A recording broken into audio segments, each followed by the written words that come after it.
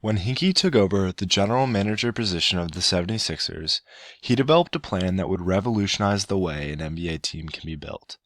Since he took over after the 2013 season, he traded away the team's best players, refused to sign free agents, spent as little money as possible, drafted players who were injured or overseas, and hoarded picks through an unceasing series of trades. Hinkie created arguably the worst basketball team in NBA history over the next 3 years, but it was on purpose, and his primary goal was to lose. This was all in hopes of scoring top 5 draft picks in the NBA draft. He believed that he could rebuild his team through the draft quicker and easier than through any other available strategy. This strategy proved to work incredibly well or incredibly terrible depending on how you look at it. The team had a record of 47 and 195 over those 3 years. But during those years, the team acquired their rights to 4 picks within the top 5 picks of the draft, a feat that has never been accomplished before. As you can tell, the draft is vital to Sam Hinkie's overall plan.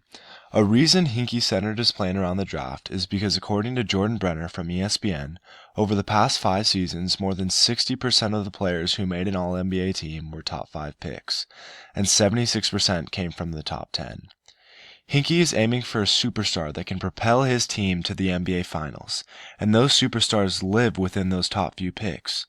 However, just because you finish with the worst record does not guarantee your team a top draft pick. This is why they call it the draft lottery. It only improves your odds. For instance, in 2016, the 76ers had a 25% chance to get the number 1 overall pick. This is because they finished with the worst record. The team with the second worst record had a 19.9% chance at the same pick. Hinkie's plan clearly proved to work as its odds over the years increased until the 2016 season when the 76ers finally won that first overall pick. Even if you do get those top picks, the draft is always full of busts, and selecting the right player is essential. During his time in Philadelphia, Hinkie displayed his prowess when evaluating and drafting players. He chose players that had the most potential, even if it took them a few years to make it onto the court. This was especially true for Joel Embiid, who never played a game until 2 years after he was drafted. This was due to a broken navicular bone in his foot. Embiid proved to be well worth the wait as he averaged 20.2 points per game to go along with 7.8 rebounds while only playing 25 minutes per game. Many have touted him as being a future MVP and the best center in the NBA, just after 1 season. Embiid isn't the only talented young player on the 76ers roster. They also have 2 future stars in Ben Simmons and Dario Saric.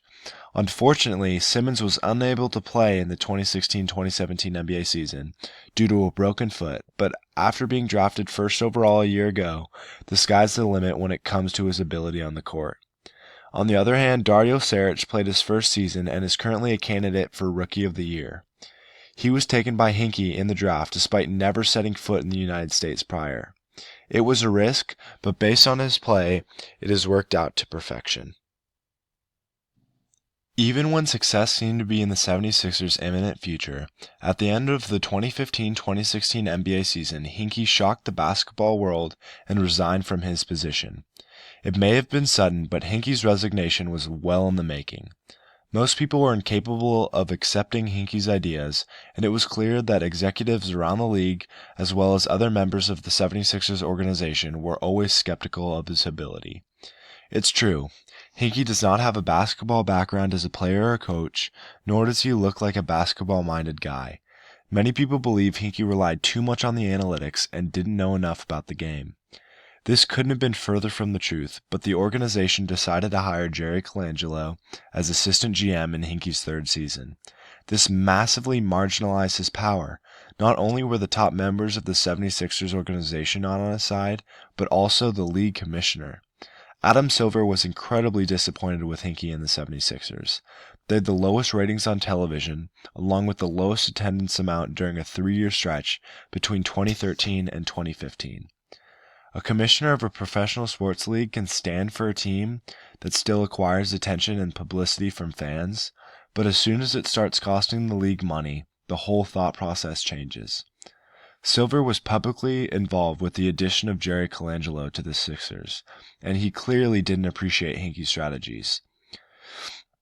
He did what was necessary in order to rid the league of someone who he thought was playing the system. Ultimately, this led to Hinkie almost being forced to resign, as his role in the organization was continually diminishing.